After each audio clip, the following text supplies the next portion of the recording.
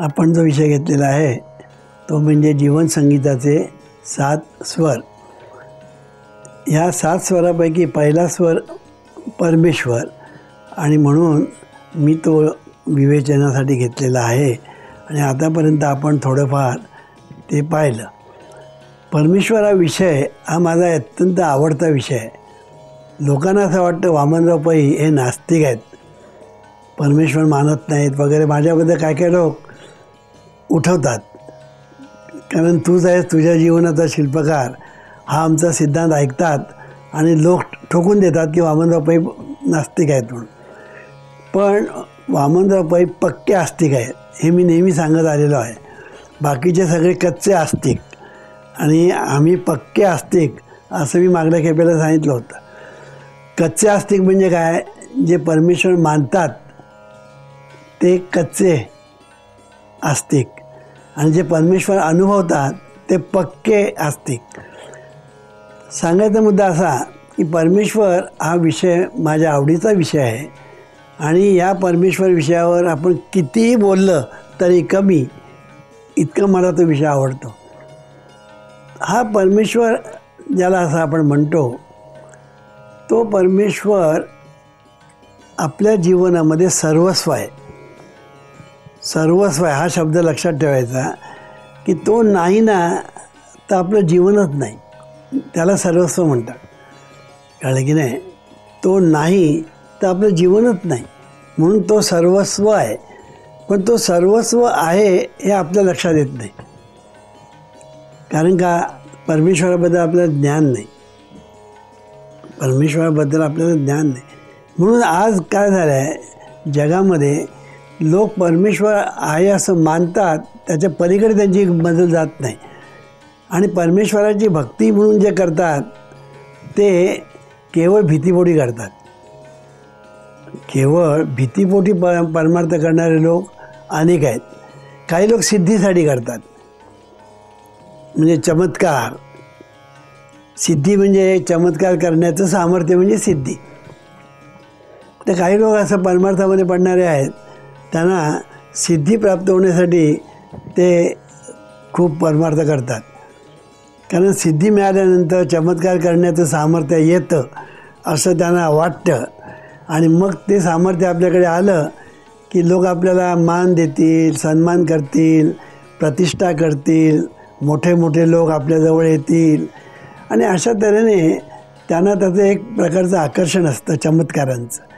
म्हणून चमत्काराचं आकर्षण तो परमार्थ करणाऱ्या लोकांना असतं आणि इतर लोकांनासुद्धा चमत्कारांचं आकर्षण भरपूर असतं. आणि म्हणून एखादा मनुष्य चमत्कार करतो एवढं नुसतं कळलं पुरे की झुंडीच्या झुंडी लोक त्याच्या पाठीमागे धावतील किंवा धावतात असं आपल्याला अनुभवायला येतं. पुष्कळसे चमत्कार किंबहुना चमत्कार हे चमत्कारच नसतात. हा पहिला जीवनविद्येने मांडलेला सिद्धांत आहे आणि ती वस्तुस्थिती आहे की चमत्कार हे चमत्कार नसतात. ते चमत्कार तोपर्यंत असतात जोपर्यंत आपल्याला त्याचं कारण कळत नाही तोपर्यंत. म्हणून सायन्सचा सिद्धांत आहे cause and effect, law of cause and effect. जिथे परिणाम आहे तिथे कारण हे असतंच, हा सिद्धांत जो आहे. तसंच चमत्कार आपण ज्याला म्हणतो ना, तो चमत्कार कुठपर्यंत, त्याच्या पाठीमागचं आपल्याला कारण कळत नाही तोपर्यंत. एकदा कारण कळलं की तो चमत्कार असत नाही. आमच्याकडे बरेच चमत्कार करणारे जादूगार आलेले आहेत, कळलं की नाही, जादूगार. तर त्या जादूगारांचे आपण जेव्हा चमत्कार पाहतो त्यावेळेला आपण चकित होतो आणि आपल्याला किती वाटतं, अरे हा मनुष्य काय बडा आहे असं वाटायला लागतं. पण त्याने चमत्कार केले ते कसे हातचलाखीचे होते तो दाखवतो, तेव्हा आपल्याला कळतं की अरे हे सगळे आपल्याला हातचलाखीचे सगळे आहेत, आपण फसलो कसे ह्याचं आपल्याला मग नंतर आश्चर्य वाटतं. हे असंच आहे.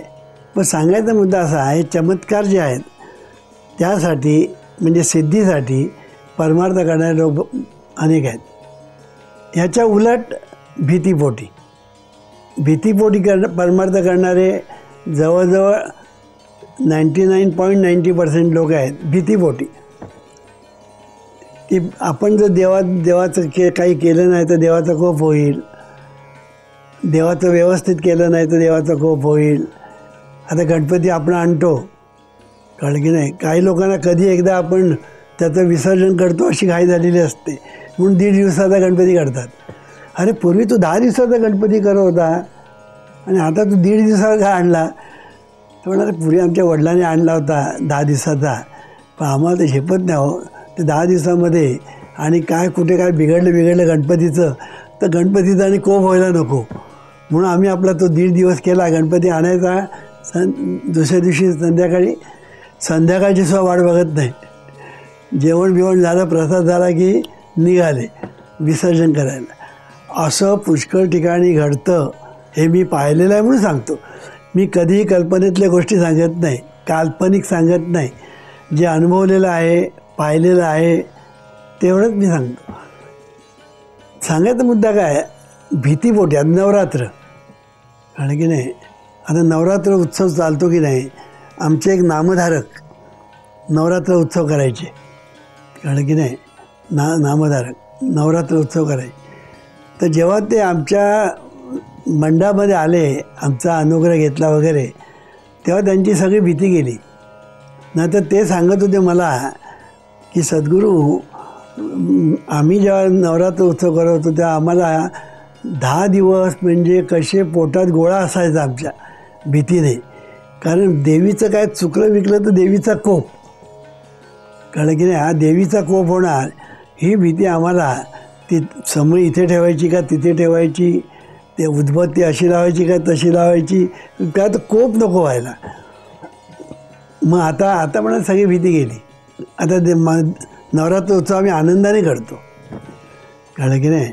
आता आम्ही नवरात्र उत्सव करतो, पण आम्हाला भीती नाही, आम्ही आनंदाने करतो, कळलं की नाही. तसे गणपती उत्सव पूर्वी भीतीने करत होते ना, पण मंडळातले लोक जे आहेत ना आता आनंदाने करतात, कारण त्याची भीतीच गेली. म्हणून जीवनविद्या परमेश्वरावर प्रीती करायला शिकवतो, भीती नाही, कारण की नाही. भीती नावाची गोष्टच नाही परमेश्वराच्या, प्रीती. आईची भीती कोणाला वाटते, लेकराला जे धपाटा मारला ना तरी आईची भीती वाटत नाही, पुन्हा आईला 2 मिठी मारतो. अरे तुला धपाटा मारला ना करील आणि आईलाच 2 चिकटेल, कळलं की नाही. तसं परमेश्वराचं आहे. तसं परमेश्वर हे आपल्या जीवनाचं सर्वस्व आहे, म्हणून भीतीपोटी करू नये. म्हणून मला एक गोष्ट आठवते की काही वर्षापूर्वी साहित्य संमेलन झालं होतं आणि ते राजा छत्रपती शिवाजी विद्यालय दादर त्या ठिकाणी ते संमेलन होतं. आणि मला त्या ठिकाणी वक्ता म्हणून बोलवलं होतं. त्यांच्या दृष्टीने मी पण साहित्यिक, कारण मी साहित्य म्हणजे पुस्तकं लिहिलेली होती आणि माझी प्रवचनं त्यावेळेच्या संचालकाने ऐकली होती साहित्य संघात, म्हणून त्यांनी माझं प्रवचन ठेवलं, माझं हे ठेवलं होतं भाषण. म्हणजे 4-5-6 वक्ते होते, त्यापैकी मी एक वक्ता होतो. तो विषय आम्हाला दिलेला होता सर्वांना एकच, तो म्हणजे सध्या चाललेला धार्मिक स्फोट, कळलं की नाही. म्हणजे काय की आज लोक मोठ्या संख्येने धार्मिक बनत आहेत, असा तो विषय होता. त्या ह्याच्यामध्ये मी विषय मांडला होता की लोक धार्मिक होत आहेत हे मला खरं वाटत नाही, कळलं की नाही. एका बाजूने ते दांभिक होत आहेत आणि दुसऱ्या बाजूने ते जे काही करतात ते भीतीपोटी करतात, आणि म्हणून आम्हाला असं वाटतं की हा धार्मिक स्फोट नाही. तर सांगायचा मुद्दा असा की परमेश्वर हा विषय जो आहे त्या परमेश्वराबद्दल जोपर्यंत आपल्याला ज्ञान होत नाही तोपर्यंत त्याच्यावर आपण प्रेम करू शकत नाही, प्रीती करू शकत नाही. म्हणून कोणी तर म्हणेल मी परमेश्वरावर प्रेम करतो, त्याला ज्ञान आहे का परमेश्वराचं? नाही. मग प्रेम तू कसा करतो? काही लोकांचं म्हणणं काय आहे, देवाला भाव आवडतो, म्हणजे भोळा भाव, कळलं की नाही. त्याला ज्ञान वगैरे आवडत नाही, कळलं की नाही. मग त्याला हे आत्मज्ञानी लोक वगैरे त्याच्यापेक्षा भक्तिवान लोक आवडतात वगैरे असं कित्येक ठिकाणी सांगितलं जातं कीर्तन प्रवचनातून. देवाला भोळाभाव आवडतो, कळलं की नाही. पण हे खरं नाही, हे लक्षात ठेवायचं. ज्ञान ह्याच्यामध्ये सुद्धा फार फरक आहे, कळलं की नाही. ज्ञान म्हणजे आपण ज्याला म्हणतो कुठलं ज्ञान, इन्फॉर्मेशन, नॉलेजला आपण ज्ञान म्हणतो. तो फार ज्ञानी आहे. म्हणजे काय, त्याला खूप इन्फॉर्मेशन आहे. ज्याला खूप इन्फॉर्मेशन तो ज्ञानी, नाही का. म्हणून ज्ञान हा जो शब्द आहे ना, त्याच्यामध्ये मी 4 प्रकार केले होते आणि केले आहेत. माझ्या पुस्तकात आहे ज्ञानेशांचा संदेश. ह्या पुस्तकात ज्ञानाचे 4 प्रकार मी सांगितले.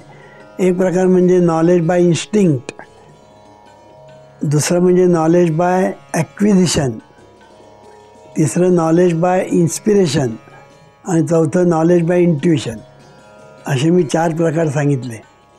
की नॉलेज बाय इन्स्टिंक्ट म्हणजे काय, की माणसाला जे ज्ञान असतं इन्स्टिंक्टिव्ह असतं, कळलं की नाही. इन्स्टिंक्ट त्याचे ज्ञान असतं. म्हणजे उदाहरण द्यायचं झालं तर भय, काम, झोप, म्हणून निद्रा, भय, आहार आणि मैथून असे 4 प्रकार सांगितलेले आहेत. हे 4ही प्रकार म्हणजे नॉलेज बाय इन्स्टिंक्ट आहे, कळलं की नाही. हे 4ही प्रकार म्हणजे नॉलेज बाय इन्स्टिंक्ट. म्हणून हे 4ही प्रकार सर्व प्राण्यामध्ये आहे, सर्व माणसामध्ये आहे, सर्व प्राण्यामध्ये आहे, पशु पक्षी सर्वमध्ये, जलचर म्हणा, सगळीकडे ह्या 4 गोष्टी चालतात. निद्रा, भय, आहार आणि मैथून. म्हणजे त्याला नॉलेज बाय इन्स्टिंक्ट म्हणतात. त्याच्यासाठी शाळेमध्ये जावं लागत नाही, कॉलेजमध्ये जावं लागत नाही. दुसरं नॉलेज म्हणजे नॉलेज बाय ॲक्विजिशन. म्हणजे आपण जे नॉलेज मिळवतो पुस्तकातून, ऐकण्यातून, वाचण्यातून, व्यवहारातून, अनुभवातून, असे आपण जे ज्ञान मिळवतो ते ज्ञान म्हणजे नॉलेज बाय ॲक्विजिशन. तिसरं नॉलेज बाय इन्स्पिरेशन. काही ना इन्स्पिरेशन असते, कळलं की नाही. ही इन्स्पिरेशन ही बहुतेक देणगीच असते, कळलं की नाही. ते नॉलेज बाय इन्स्पिरेशन त्याला म्हणतात. की मोठमोठी काव्य, कळलं की नाही, तो इन्स्पिरेशनचा भाग असतो. शोध लागतात, मोठमोठे शोध, ते इन्स्पिरेशनचे भाग असतात, कळलं की नाही. म्हणून इन्स्पिरेशन म्हणजे नॉलेज बाय इन्स्पिरेशन हा एक म्हणजे मगाच्या 2पेक्षा हे श्रेष्ठ. आणि चौथं म्हणजे नॉलेज बाय इंट्युशन. हे नॉलेज बाय इंट्युशन म्हणजे हा इंट्युशनचा एक प्रकार आहे, कळलं की नाही. हा एक हे ज्ञानच अद्भुत असतं, कळलं की. हे ज्ञानच अद्भुत असतं. आता ज्ञानेश्वर महाराज हे त्याचं जिवंत उदाहरण. की ज्ञानेश्वर महाराज यांनी 16व्या वर्षी ज्ञानेश्वरी सांगितली, लिहिली पण नाही, सांगितली. अहो त्यातली एक ओवी जी आहे ना ती तुम्ही बघा, एक एक ओवी जर तुम्ही वाचलीत ना त्याच्यामध्ये केवढा अर्थ भरलेला आहे, केवढं ज्ञान भरलेलं आहे. आणि त्याने ते 16व्या वर्षी सांगितलं. आता हे कुठून आलं, हा इंट्युशनचा प्रकार आहे, कारण की नाही. आता काय काय वेळेला बराबर आकडे हे सांगतात, बराबर मोठमोठे आकडे भर सांगतात. जसे कॉम्प्युटरमध्ये आपल्याला मिळतात ना तसे ते तसे पेपरमध्ये आलं होतं, कारण की नाही. हा इंट्युशनचा प्रकार असतो. म्हणून साक्षात्कार जो होतो ना तो सुद्धा इंट्युशन लागतं त्याला. देवाचा साक्षात्कार इंट्युशनने होतो. आणि हे इंट्युशन जे आहे ती एक देवाच्या कृपेने मिळते, सद्गुरू कृपेने मिळते, किंवा अभ्यासाने पण ती एखाद वेळ मिळू शकते. आणि म्हणून विशिष्ट तऱ्हेने अभ्यास केला तर इंट्युशन मिळू शकते. तर सांगायचा मुद्दा असा की ज्ञान ज्याला असं आपण म्हणतो हे ज्ञानच महत्त्वाचं आहे. हा जीवनविद्येचा सिद्धांत आहे. ज्ञान हाच देव. मग ते ज्ञान साधं असेल नाही तर इंट्युशनचं ज्ञान असेल, कुठलंही ज्ञान हा देवच आहे. कारण त्याच्याशिवाय तुम्हाला जगताच येत नाही. काम, क्रोध, तुमचं आहार, भय, निद्रा आणि मैथून, या चाराशिवाय तुम्ही जगणार कसे? तुमचं जीवन जगणं आहे ना, हे ह्या चौरंगावर आहे. चौरंग, कळलं की नाही? निद्रा, आहार, भय, मैथून म्हणजे चौरंग आहे. तुमचं सगळं जीवन जे आहे ते ह्या चौरंगावर आहे. सगळे रंगबिंग जे आहे ते ह्या चौरंगातून आहे. तर सांगायचा मुद्दा असा की कुठलंही ज्ञान हे ज्ञानच असतं, ते चांगलंच असतं. स्वयंपाक करण्याचं ज्ञान ते श्रेष्ठच आहे. कळलं की नाही? ज्ञान कुठलंही श्रेष्ठ, त्याला कुठलंही कमी नाही. म्हणून मी नेहमी सांगतो, उत्तम झाडू मारत असेल तर उत्तम झाडू मारणं हे सुद्धा ज्ञानच आहे. वाटेल तो मनुष्य चांगला झाडू मारू शकत नाही. कळलं की नाही? म्हणजे प्रत्येक गोष्टीला ज्ञान लागतं, पण प्रत्येक ज्ञानाचा प्रकार वेगवेगळा असतो. आणि म्हणून हे जे ज्ञान जे आहे हे देवच आहे, हा जीवनविद्येचा सिद्धांत आहे. फक्त ते ज्ञान जे दिव्य होतं एकेकाळी, ती दिव्यता त्याची घसरत खाली आली, इतकाच भाग. पण मुळात ते दिव्यच. मुळात तो राजा, पण डोकं फिरलं आणि भीक मागू लागला. आणि आता भिकारी म्हणून राजवाड्यामध्ये फिरायला लागला. तो जरी भिकारी म्हणून राजवाड्यात फिरला ना, तरी तो राजाच. कळलं की नाही? तसं दिव्य आपलं जे ज्ञान आहे हे दिव्यच आहे. ते घसरत खाली आलं. ते कसं आलं ते मी पूर्वी एकदा सांगितलं, पुन्हा सांगेन कधीतरी. तर हे दिव्य ज्ञान घसरत खाली आलं आणि आता ते ज्ञान सामान्य ज्ञान झालेलं आहे. कळलं की नाही?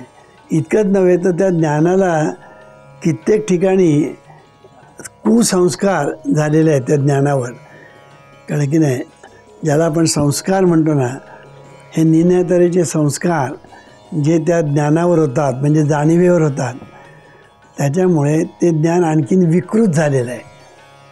कळलं की नाही? जे दिव्य होतं ना, त्यात विकृत झालेलं आहे. दंगेधोपे का होतात? दंगेधोपे का होतात? दंगे करणारे लोक आहेत, त्यांच्याकडे ज्ञानच आहे ना. दारू पितात लोक, त्यांच्या ठिकाणी ज्ञानच आहे ना. दारू म्हणजे ही दारू आहे, कळतं त्यांना. दारूचा गुत्ता कुठे आहे, ज्ञानाशिवाय कसं कळणार?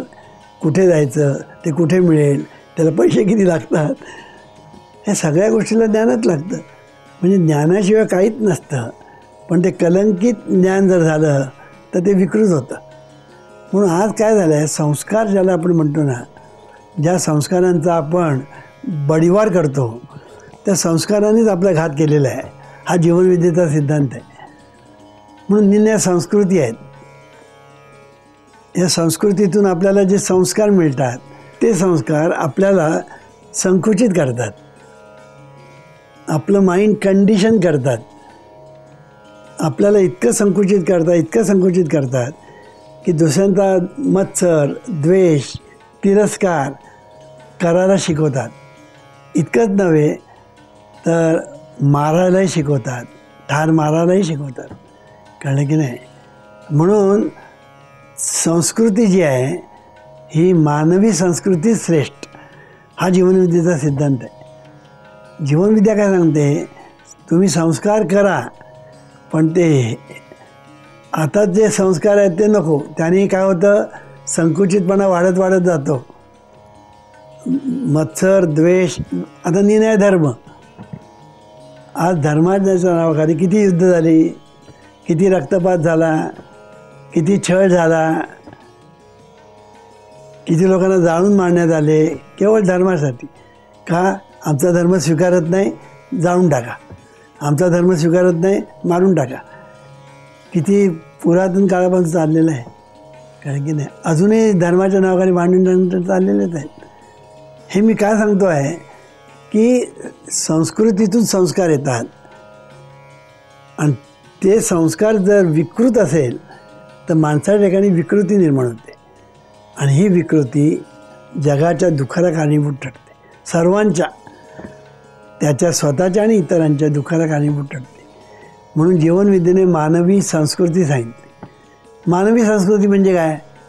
मानवी संस्कृती म्हणजे समता, सभ्यता, सामंजस्य, सहिष्णुता, समाधान, लवचिकता, नम्रता आणि कृतज्ञता. 8 गोष्टी आहेत. मानवी संस्कृती आहे ना, त्याचे 8 पैलू आहेत. कुठली? समता, सभ्यता, सामंजस्य, सहिष्णुता, समाधान, लवचिकता, नम्रता आणि कृतज्ञता.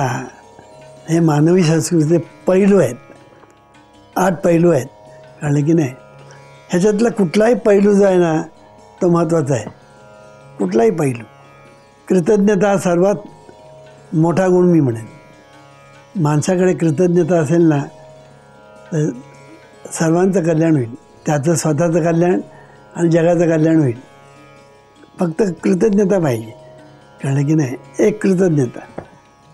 सामंजस्य एक. बाकीचे सगळे गुण तिकडे येतात, हे मला म्हणायचं आहे. असा आहे, कृतज्ञता म्हटले की तिकडे सगळे गुण येतात. नम्रता म्हटली बाकीचे गुण येतात. सामंजस्य म्हटलं तिकडे सगळे गुण येतात. सहिष्णुता म्हटली तिकडे गुण येतात. समता म्हटली तिकडे येतात. सभ्यता म्हटली की तिकडे येतात. काय गमत आहे पहा. म्हणून ह्याच्यापैकी कुठलाही एक घ्या. एकत्रियोवी अनुभवावी म्हटलं ना. नामा म्हणे ग्रंथ श्रेष्ठ ज्ञानदेवी एकत्रियोवी अनुभवावी. तसं ही जी मानवी संस्कृतीचे 8 पैलू आहेत, त्यातला एक कुठला तरी अनुभवाला घ्या. बाकीचे सगळे तुम्हाला येऊन चिकटतील. आता हे अनुभवाला घ्यायचं की न घ्यायचं कोणी ठरवायचं? हे तू ठरवायचं. म्हणून तूच आहेस तुझ्या जीवनाचा शिल्पकार. ईश्वरा सर्वांना चांगली बुद्धी दे, आरोग्य दे. सर्वांना सुखात, आनंदात, ऐश्वर्यात ठेव.